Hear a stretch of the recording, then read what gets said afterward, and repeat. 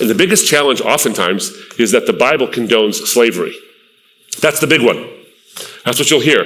The Bible's clearly a racist book. It's clearly a terrible book because it condones slavery. Now, that's quite a challenge. And, as a bit of a shameless plug, I have a book out in the lobby. I have 3 books out in the lobby, one of which is called More Than a White Man's Religion, where I tackle every one of or at least I hope I did every one of the challenging passages in the Bible that seem to condone the idea of slavery and the idea of favored ethnicities and these kind of things. So I tackle those things in quite some detail. But let me go through some of the issues here, because it's really important you get this, okay? Because when I say the word slave, and the Bible uses the word slave numerous times in various contexts, when I say the word slave, what is the first thing you think of? The first thing you think of are Africans who were kidnapped and then forced into labor against their free will, shipped across the Atlantic so they could work in various cotton fields and plantations and these kind of things and all that. You also think of various peoples who were sort of put into slave camps and slave labor and treated as property based on the tone of their skin or the ethnicity from which they come. That's what you think of. And the reason you think of that is because that is the most recent iteration of slavery in our history. You would naturally think of that. But every word actually has a meaning depending on its context. And the context can dictate what the word means depending on how you're using it. So when I say the word foot, what do you think I mean? You have no idea. It could be 12-inch span. Or it could be the things at the end of my legs. That's what it could be. Now, if I say, my foot hurts, now you know what I'm talking about. What I say has context to it. So the word slave in the Bible has a connotation and a context that dictates what the word actually means. My name, Abdu, as we were talking about before, my name, Abdu, is an Arabic word.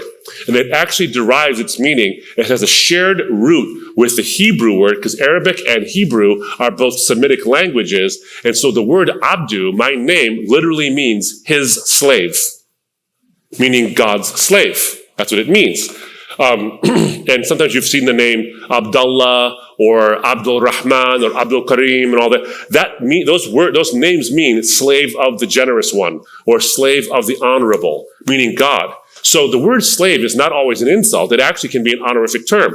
In fact, in the Bible, oftentimes you see there are prophets and prominent people named Obed. Obed, like Abdu, Obed means slave. Obadiah, the whole book of the Bible, Obadiah, is based on a prophet whose name means the slave of God. So the word slave doesn't always mean a bad thing, but the Bible does use it in some bad ways in some sense. The Bible describes the slavery that was going on at the time in the area of the ancient Near East, what other cultures were doing with people, owning them as property based on some characteristic that it wasn't them.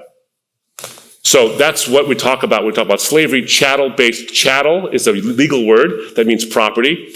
Chattel, race-based slavery is what happened in the antebellum southern south of the United States and in the transatlantic slave trade, for example. And so we think of it that way. What the Bible, however, regulates, and it describes that kind of slavery, but it never condones it. What it regulates, however, is the kind of slavery that actually isn't really slavery at all. It's more like indentured servitude. It's where it's voluntary. So if I owe a debt to somebody that I can't possibly pay, I owe them money and I can't possibly pay it, I can sell my services or they can acquire my services, not me as property. They can acquire my services to pay off the debt.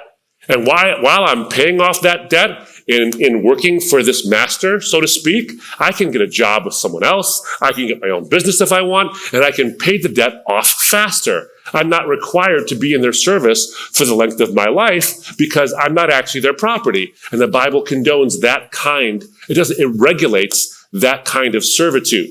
What's really interesting is that every 7 years, the slave or the servant, the one who owes the debt, is required to be set free, even if the debt isn't paid. Now, this is interesting all by itself. I can tell you this as a lawyer, because that's where my background and my training comes from, is that we get our bankruptcy laws, where we have the 7-year freedom from debt and freedom from creditors. We get that from the Bible. And by the way, another thing that sets someone free is even if the 7 years hasn't expired, but it happens to be the year of Jubilee, even if you're in debt to somebody for all of 2 weeks and you haven't paid even 1 cent of your debt off, you are set free from your debt.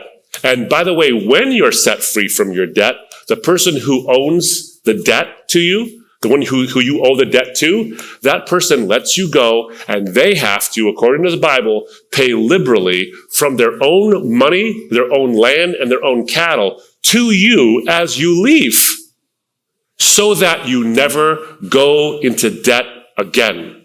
The Bible does not condone servitude. It tries to regulate servitude out of existence.